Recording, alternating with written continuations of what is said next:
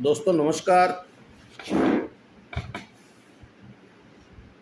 Good evening to all of you, all dear friends and all my brothers and sisters. मैं हूँ कारमल Khichar, retired फौजी और English lecturer. आज हम टेंस के बारे में हम video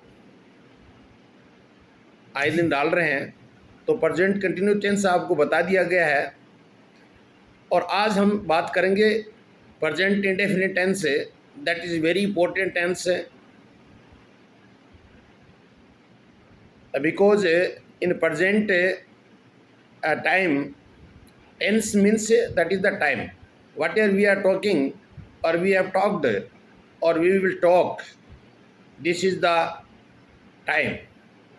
That time has gone, that is called the past. That time is running, that is called the present. The time will come, that is the future time.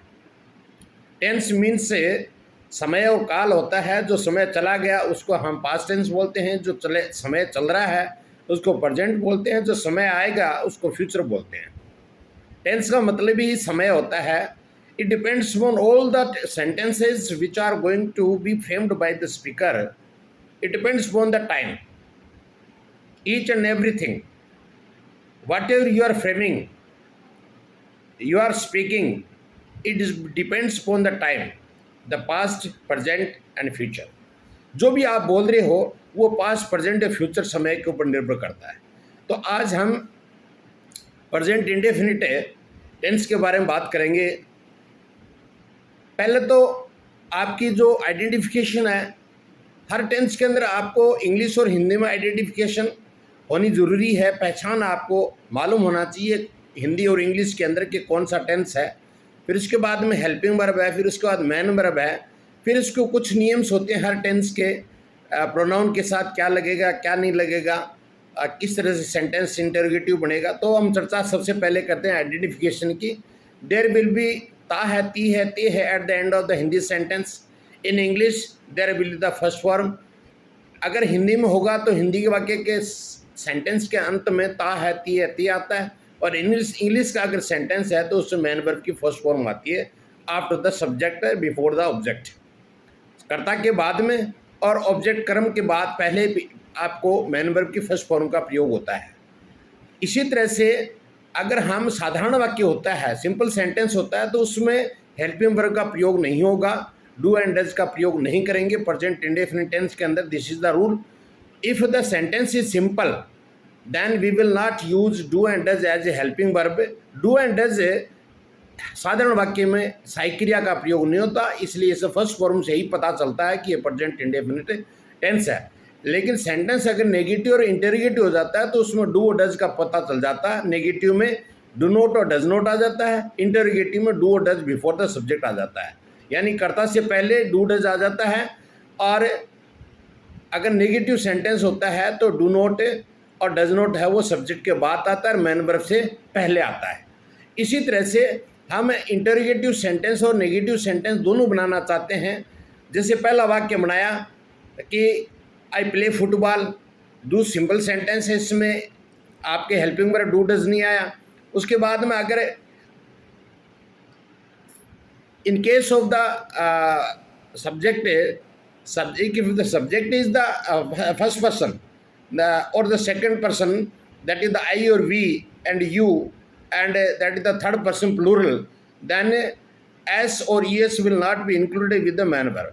अगर first person और second person और third person they plural होता है तो उसके अंदर हमें आपको मालूम होना चाहिए हम मैन वर्ब के साथ एस या एस नहीं जोड़ेंगे, लेकिन ही, सी, इट और जैसे सिंगुलर नाउन होता है तो मैन वर्ब के साथ एस या एस जुड़ जाता है। फॉर एग्जांपल हम एक सेंटेंस बनाते हैं कि सी कुक्स फूड, वह खाना पकाती है, तो ये सी है वो फीमेल के लिए आता है और वो थर्ड यानी एक सिंगुलर नाउन है, इसलिए कुक के साथ एस लग गया। अभी दो सिमिलर सेंटेंस है जैसे आई प्ले फुटबॉल, इसमें एस नहीं लगा है। इसीलिए आप आगे जितने भी सेंटेंस बनाओगे ही, सी, इट, या मान लो आप इस सिंगुलर नाउन का अगर सेंटेंस सब्जेक्ट लेते हो तो उसमें आपको डज या डज नोट या डज इंटरोगेटिव सेंटेंस में लगाना है। अब हम छह सेंटेंस फ्रेम करते हैं। जैसे एक सेंटेंस आई पर लगाते हैं, आई प्ले फुटबॉल, मैं फुटबॉल खेलता हूँ। I do not play football, मैं फुटबॉल नहीं खेलता हूँ। डू आई प्ले फुटबॉल, क्या मैं फुटबॉल खेलता हूँ, interrogative sign is there. Do I not play football, क्या मैं फुटबॉल नहीं खेलता हूँ। डू पहले आ गया और नेगेटिव से इंटरोगेटिव सेंटेंस है। आई के बाद का सब्जेक्ट के बाद नोट आ गया, इसलिए इसको हम नेगेटिव सेंटेंस कहते हैं। Why do I play football, मैं फुटबॉल क्यों खेलता हूँ, WH वर्ड के ऊपर फ्रेम हुआ है। ये हिंदी वाक्य के अंत में, हिंदी वाक्य का जो सेंटेंस होता है उसमें क्यों, कैसे, कहाँ, ये मुख्य क्रिया से पहले आते हैं। मैं फुटबॉल क्यों खेलता हूँ, मैं फुटबॉल क्यों खेलता हूँ, ये मैं मुख्य क्रिया से पहले आता है, ये ध्यान रखना आपको। और क्यों, कैसे, जहाँ WH वर्ड होते हैं वो वाक्य के मुख्य क्रिया से पहले आएंगे। और वाक्य के शुरू में अगर क्या शब्द आ गया है तो उसमें डू डज है वो एज ए क्या शब्द का प्रयोग करेंगे, साथ साथ हेल्पिंग वर्ब का भी काम करेंगे।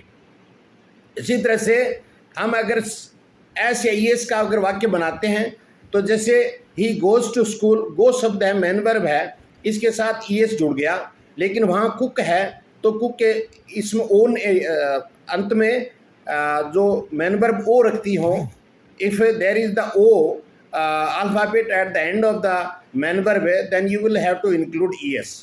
तो she cooks food, she does not cook food, does she cook food, does she not cook food, why does she cook food, why does she not cook food। इस तरह से 6 सेंटेंस आप अगर फ्रेम कर लेते हो तो आपके सारे कंसेप्ट हैं वो क्लियर हो जाते हैं। इसी तरह से हम आई के ऊपर बना सकते हैं, I play football, I do not play football, मैं फुटबॉल नहीं खेलता हूँ, मैं फुटबॉल, पहला वाक्य जो मैंने बोला, आई प्ले फुटबॉल, मैं फुटबॉल खेलता हूँ।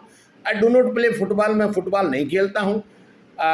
डू आई प्ले फुटबॉल, क्या मैं फुटबॉल खेलता हूँ, डू कैपिटल आ जाएगा। और अभी जैसे इंटरोगेटिव नेगेटिव दोनों बनाएंगे तो I not play football, interrogative sign आ गया, पहले डू आ गया, डू कैपिटल हो जाएगा, सब्जेक्ट आई है, इसके बाद में नोट का प्रयोग होगा, मैन वर्ब आ जाएगी, फिर ऑब्जेक्ट आ जाएगा। कोई भी सेंटेंस कंस्ट्रक्शन करते हो तो ये फॉर्मूला याद रखो कि subject plus helping verb plus man verb plus object, उसके बीच के अंदर जो भी आपकी प्रक्रिया, आर्टिकल, प्रीपोजिशन आते हैं वो लगते जाएंगे। लेकिन कोई भी सेंटेंस अगर फ्रेम करते हो इंग्लिश में तो सबसे पहले डूर पहले आना चाहिए, सब्जेक्ट आना चाहिए, फिर उसके बाद हेल्पिंग वर्ब आए, उसके बाद मैन वर्ब आए और उसके बाद में ऑब्जेक्ट आए। हेल्पिंग वर्ब लगनी है तो लगेगी, जैसे प्रेजेंट इंडेफिनिट में सिंपल सेंटेंस में हेल्पिंग वर्ब डू डज नहीं लगते तो नहीं लगाना आपको।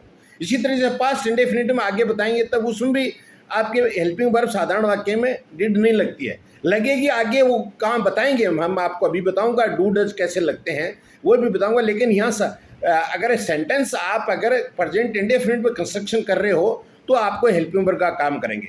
अभी हम आपको एक इम्पोर्टेंट चीज़ बताता हूँ। जैसे मैंने बता दिया कि हम अब एक नई चीज़ प्रेजेंट इंडेफिनिट टेंस की आइडेंटिफिकेशन कर लिया, ता है, ती है, ते है आते हैं या फर्स्ट फॉर्म आती है, मैन वर्ब है, हेल्पिंग वर्ब है, डू डज आता है, और ही, सी, इट इनके साथ है या सिंगुलर नाउन उसके साथ मैन वर्ब के साथ एस या एस जुड़ता है, और आई, वी, यू, दे प्लूरल जो होते हैं उनके साथ ऐसी ऐसे मैन वर्ब के साथ नहीं जुड़ता। 6 मैंने वाक्य आपको कंस्ट्रक्शन करके बता दिए हैं, आप कापी में बार बार उनको नोट करें। खास करके आपको मैन वर्ब काफ़ी याद करने पड़ेंगे, इंग्लिश स्पोकन करनी है, और चीज़ें तो बार बार रिपीट होती रहती हैं, लेकिन जब आप इंग्लिश बोलते हो तो आपको मैन वर्ब हैं वो आपको ज़्यादा आनी चाहिए। ज़्यादा मैन वर्ब आने से आपको फट उसके अंदर आपकी इंग्लिश है वो स्पीकिंग है वो मजबूत हो जाती है। If you do not know the much more man verb, then it will be very difficult to speak in English or to write in English।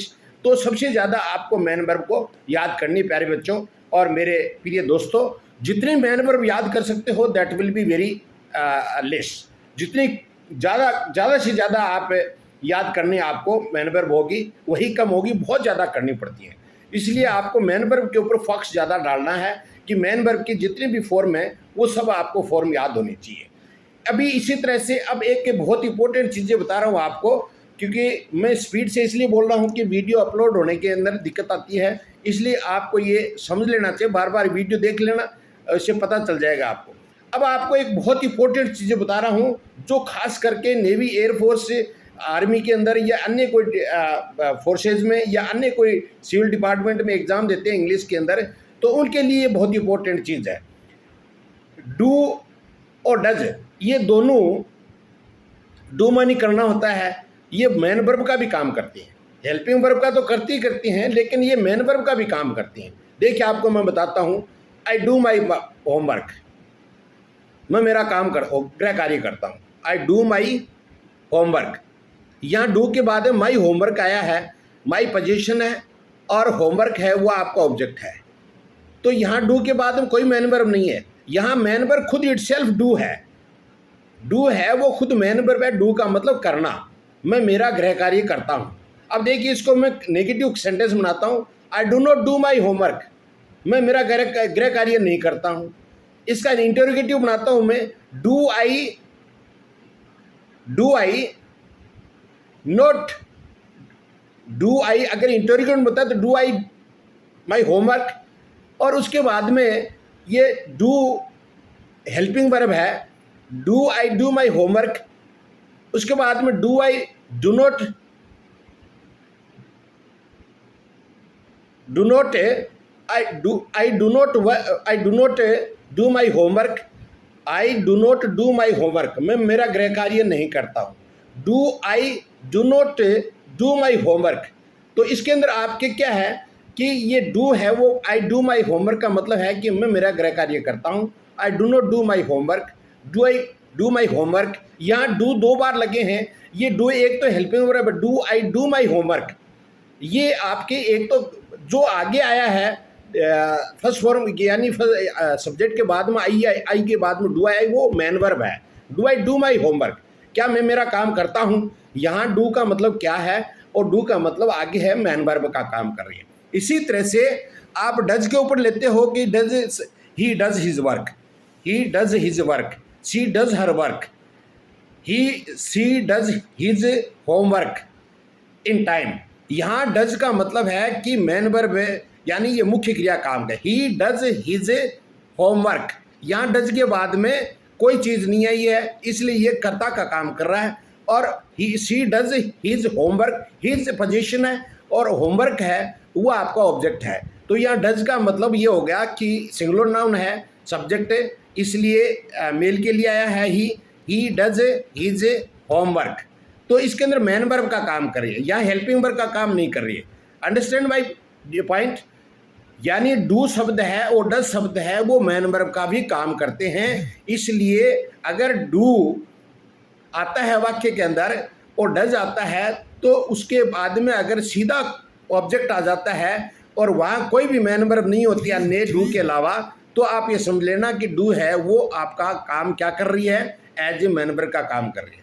अब एक और चीज़ इंपॉर्टेंट बता रहा हूँ आपको कि डू का एक रोल और है, बहुत इंपॉर्टेंट है, वो शायद ही ऐसे कम बच्चों को नॉलेज है, इसलिए वो टीचर भी उसको अवॉइड कर देते हैं, बताते नहीं हैं। देखो मैं एक वाक्य बनाता हूँ हिंदी के अंदर कि एक इंग्लिश में बोलता आदमी, पेरेंट्स बोलता है या टीचर बोलता है या कोई डॉक्टर बोलता है, ये you do not sleep, you do not sleep, present indefinite की बात कर रहा हूं मैं कि डू कैसे और भी फॉर्म में काम आ सकता है क्या। यू डू नॉट, डॉक्टर बोल रहा है you do not sleep, that is why you fall sick, तुम सोते नहीं हो इसीलिए, दैट इज वाई इसीलिए यू फॉल सिक, तो बीमार पड़ते हो, बीमार हो जाते हो। अब पेशेंट क्या जवाब दे रहा है कि डॉक्टर साहब आई डू स्लीप, आई स्लीप नहीं बोलेगा, मैं सोता हूं ये नहीं बोलेगा, आई डू स्लीप, मैं सोता तो हूं। बच्चों इस पर ध्यान देना और जो परीक्षार्थी हैं वो ध्यान दें कि डॉक्टर ने ये पूछा, कहा कि you do not sleep, that is why you fall sick, तुम सोते नहीं हो इसीलिए तुम बीमार होते हो। तो पेशेंट क्या जवाब दे रहा है कि डॉक्टर साहब आई डू स्लीप, यहां देखो डू शब्द आया है, मैं सोता तो हूं, स्लीप है वो मेन वर्ब है। यहां डू क्या कर रहा है, वो जो डूअर है, डूअर का मतलब सब्जेक्ट करता है, आई है, मैं हूं, या मान लो पेशेंट है, वो पेशेंट डॉक्टर से ये एग्री करवाना चाहता है कि आप जो बात कह रहे हो वो बात सही नहीं है। मैं कह रहा हूं वो काम, मैं काम तो करता हूं जो आप कह रहे हो, मैं काम तो करता हूं, यानी आई डू स्लीप, मैं सोता तो हूं। वो अपनी इच्छा को कंट्रोल करके डॉक्टर से एग्री करवाना चाहता है कि हाँ हाँ तुम सोते तो हो, इसलिए कहता है आई डू स्लीप, मैं सोता तो हूं, but I can not gate sound sleep, लेकिन मुझे गहरी नींद नहीं आती। आई do sleep but I can not gate sound sleep, मैं सोता तो हूं, आई डू स्लीप, लेकिन मुझे गहरी नींद नहीं आती। That is why I fall sick, इसलिए मैं बीमार पड़ता हूं। I do sleep, I do sleep, मैं सोता तो हूं, इसका अर्थ ये निकला। आई डू माई वर्क, मैं मेरा काम करता तो हूं। I do go to school, मैं स्कूल जाता तो हूं। आई डू ड्रिंक मिल्क, मैं दूध पीता तो हूं। लेकिन इसके आगे कंडीशन आपको मिलेगी, अगला क्वेश्चन करेगा तब ये इसके अंदर डू लगा करके उससे अपनी जो एग्रीमेंट है अगले के साथ, तो वो उसको ज्वाइन करना चाहता है, उसके बाद को एग्री करवाना चाहता है कि मैं ऐसा काम जो आप कह रहे हो कि तुम नहीं करते हो, मैं करता तो हूं। अपनी इच्छा को उसके ऊपर जाहिर करना चाहता है कि देखो आप जो कह रहे हो वैसा नहीं है, मैं ऐसे करता तो हूं। I do write a letter, किसी ने कहा कि तुम मेरे को पत्र नहीं लिखते हो, तो वो कहता है कि I do write a letter. I write a letter नहीं है, वो तो प्रेजेंट इंडेफिनिट टेंस बन गया। I do write a letter, मैं पत्र लिखता, तो ये भी प्रेजेंट है, लेकिन इसका फॉर्म अलग है, इसकी सिचुएशन अलग है। I do write a letter, मैं एक लेटर लिखता तो हूं, but you can not get that my letter through the speed post, तुम्हें स्पीड पोस्ट से वो लेटर मेरे को मिलता नहीं है, बिकॉज योर एड्रेस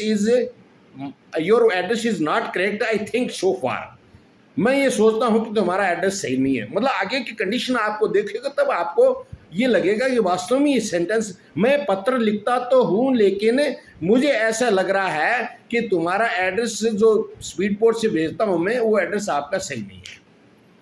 तो इसके ऊपर डू के ऊपर जब सेंटेंस आता है एग्जाम के अंदर, तो बच्चे उसमें घबरा जाते हैं कि इसके अंदर तो डू लगा दिया, इसमें नोट भी नहीं है, ये इसमें नहीं है, तो ऐसी चीज़ें नहीं है। इसके अंदर ये चीज़ एक सेपरेट चीज़ है जिसके अंदर आपको कंडीशन देखनी पड़ती है। दूसरा, अगर हम यू डू योर वर्क, तुम अपना काम तो करते हो, यू डू योर वर्क, या you do go to school, तुम स्कूल तो जाते हो, but you go get late, तुम लेट जाते हो। जैसे एक उदाहरण है, मैं आपको बताता हूं कि you always get punishment from your teacher because you go to school late, आप हमेशा अपने टीचर से सजा भोगते हो स्कूल के अंदर, क्योंकि स्कूल लेट जाते हो आप। तो वो बच्चा क्या जवाब देता है, I do go to school in time, I do go to school in time, but my teacher is jealous of मी,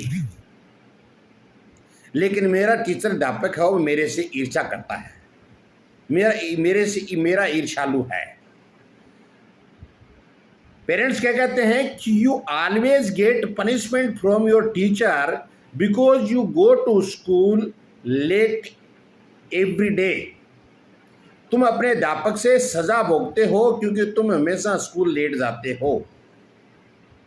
बच्चा क्या जवाब देता है कि माई मॉम, एड्रेस करके, my mom, I do go to school in time, मैं school समय पर तो जाता तो हूं, but I get the scold from my teacher, but I get the scold, फटकार खाता हूं मैं, I get the scold from my teacher, मेरे को अध्यापक फटकार देता है, और my teacher give me punishment, या मेरा अध्यापक मुझे सजा देता है, बिकॉज, क्योंकि ही इज जीलियस ऑफ मी, वह मेरे से ईर्ष्या करता है। तो आपको ये चीज़ें ध्यान रखनी पड़ेंगी कि डू का प्रयोग ये आपके लिए किसी व्यक्ति के साथ अपनी बात को साबित करने के लिए द सब्जेक्ट और the doer wants to prove it that I am not making any mistake in this work which you are going to tell me. यानी जो काम तुम बता रहे हो कि मैं गलती करता हूँ, वो काम, उस काम में मैं गलती नहीं करता हूँ। वो उस मिस्टेक को अवॉइड करना चाहता है, वो उस मिस्टेक को बताना चाहता है कि मैं ये काम नहीं करता हूँ, मैं ऐसा करता तो हूँ, मैं मतलब मैं जाता तो हूँ स्कूल के अंदर। कंडीशन वो ये देना चाहता है कि जो मेरे साथ जो अध्यापक का रवैया है वो अच्छा नहीं है। तो ये चीज़ें आपको डू का प्रयोग कर्ता के बाद और मेन वर्ब डू आकर के और मेन वर्ब आ जाती है, और तो भी आप इसके अंदर ये अर्थ लगाओगे कि यहाँ साधारण वाक्य में तो डू आएगा नहीं। He does his work, he does his work, his इसलिए लगा है ताकि वर्क है वो एक ऑब्जेक्ट बना है, और डज यहाँ इसलिए कहा कि ही सब्जेक्ट है, और इसके लिए यहाँ कर्ता शब्द आता है। ही डज हिज वर्क, वह अपना काम करता तो है, but his work is not fine, लेकिन उसका काम है अच्छा नहीं है।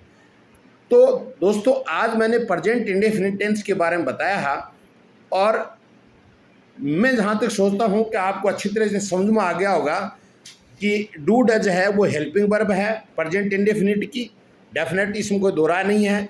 उसके बाद में डू है वो मेन वर्ब का भी काम करता है, और डू और डज है वो डू डज है वो मेन वर्ब का काम भी करता है, और डू और डज है वो आपको डू है वो आपको एक ऐसी सिचुएशन पर लाके बताता है कि मैं अगले जो लिसनर है या जो स्पीकर है उसको वो बात एग्रीमेंट करना चाहता है कि मैं ऐसा काम करता तो हूँ। यानी हिंदी में इसका अर्थ ये निकलेगा, मैं ये काम करता तो हूँ, मैं दूध पीता तो हूँ, I do drink milk.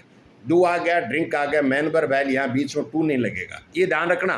To नहीं लगेगा, इन्फिनेटिव टू नहीं लगेगा, टू लगते ही आपका गलत हो जाएगा, वाक्य गलत हो जाएगा।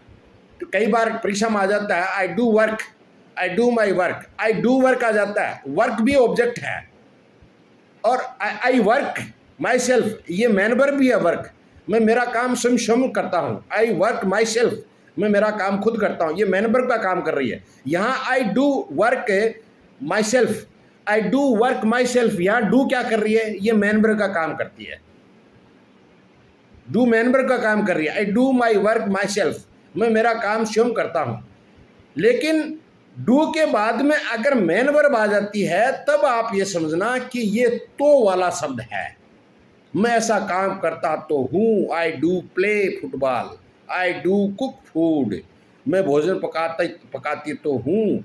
आई do go to school, I do go to school, do और गो के बीच में, मेन वर्ब के बीच में कोई भी इन्फिनेटिव नहीं लगेगा, प्रीपोजिशन नहीं लगेगा। तब ये समझ लेना कि ये वाक्य इस तरह से बना, कैसे करता तो हूँ। Okay my dear friends, now today I have taught you present indefinite tense. Yesterday I taught you past present continuous tense. Now tomorrow we will discuss about the present perfect tense. There are जो आपकी doubt होते हैं वो सारा clarification करता जा रहा हूँ, कहीं किसी प्रकार का आपको डाउट इसके अंदर नहीं रहना चाहिए। और मैं ट्राई ये करता हूँ कि आपको पूरा का पूरा जितने भी 12 टेंसेज हैं वो पूरे क्लियर करूँगा। उसके बाद में जो ग्रामर पोर्शन है वो अपना चालू रहेगा। आप ज़्यादा से ज़्यादा अपने पेरेंट्स की मेरी सलाह है, रिक्वेस्ट है कि ज़्यादा से ज़्यादा अपने बच्चों को ये वीडियो ज़रूर दिखाएं। ये बहुत ही बेनिफिशियल वीडियो हैं। ये आप ये समझो कि नॉर्मल है। ये अगर आप टीचर को अपने घर पे बुला करके ग्रामर पोर्शन पढ़वाओगे तो आपके महीने के वो कम से कम 3-4 हज़ार रुपये चार्ज कर सकता है ना। It is very free for you, for your children. आपके बच्चों के लिए फ्री वीडियो है। इसको आप पास में बैठ करके ज़्यादा से ज़्यादा मैं 25-30 35 मिनट से ऊपर जाता नहीं, इतना ही वीडियो डालता हूँ, उसमें एक टेंस है वो कवर कर लेता हूँ। फिर उस बच्चे से बैठ करके आप सेंटेंस हैं वो कंस्ट्रक्शन करवाओ, ताकि बच्चा उसको अच्छी तरह से try to speak in English with him, so that your children will be able to speak English, and he will also able to write in English, he will also able to understand English, so that it will very easy for you. English कोई भी कितनी भी भाषाएं आदमी को आती हैं, ये एक औरत के जैसे 16 श्रृंगार होते हैं, वैसे मनुष्य के जीवन में जितनी भाषाएं आती हैं उतना ही उसका श्रृंगार होता है, उसका व्यक्तित्व, पर्सनैलिटी डेवलपमेंट वेरी फाइन, बहुत अच्छी होती है।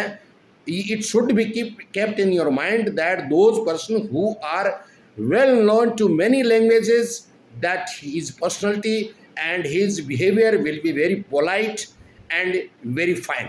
उस जितनी भाषाएं इंसान को आती हैं उतनी भाषा वाला आदमी ज़्यादातर आपको पोलाइट मिलेगा, नम्र मिलेगा और अच्छे विद्वान आदि मिलेंगे। इसलिए try to learn much more languages if it is possible for you. आप छोटे छोटे वाक्य बोल करके भी इंग्लिश में, आपको मैं उदाहरण बताऊं छोटा सा, आगे 26 मिनट हो गई हैं, कि मैं जब central ammunition depot Pulgaon Wardha district Maharashtra Nagpur के नज़दीक है, उसमें जब सर्विस कर रहा था, तो हमारे मेस के अंदर जो एक बूढ़ा बुजुर्ग आदमी था, वो लगभग उस समय, मैं तो छोटी उम्र का था, हालांकि मेरे लता रानी छोटी बिटिया हो गई थी, वो करीब 3-4 साल की थी, और मैं फैमिली के साथ रहता था। उस कुछ दिनों में 3-4 साल बैरक में रहा था। तो उस समय उस मेस के अंदर जब मैं नाश्ता खाने खाना जाता था, डिनर लंच, तो उस समय दोस्तों एक कुक था, रसोईया, और बिल्कुल अनपढ़ था, बिल्कुल अनपढ़ था। वो एक शब्द ही नहीं लिख पाता था, but he was very expert to speak in English. वो इंग्लिश में ही बोलता था, दक्षिण भारत का था वो, हिंदी मारवाड़ी का तो मतलब नहीं, अन्य भाषाएं बिल्कुल ही नहीं बोलता था।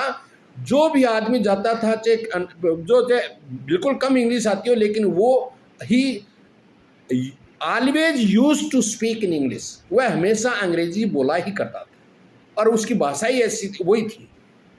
तो आप आश्चर्य लगाओ, ये कोई बड़ी बात नहीं है, ये बड़ी बात नहीं है। जो लोग दक्षिण भारत में रहते हैं या अमेरिका इंग्लैंड में रहते हैं, बच्चे जन्म से बोलते हैं तो वो भाषा है, लेकिन अपने लिए एक आश्चर्य हो जाता है कि देखो एक अनपढ़ आदमी है, वो इंग्लिश बोल रहा है, क्योंकि उसका जन्मजात से ही वो वातावरण क्रिएट हुआ, लेकिन सिचुएशन कोई ऐसी गंभीर आ गई जिसके अंदर उसको आगे वो पढ़ नहीं पाया, उसको वैसी भाषा का तालमेल मिल गया।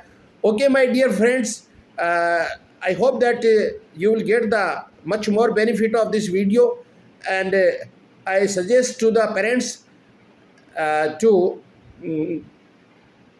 try to show this video to your daughter and son by sitting with them, and it will be very benefit for you. Okay, thank you, good night.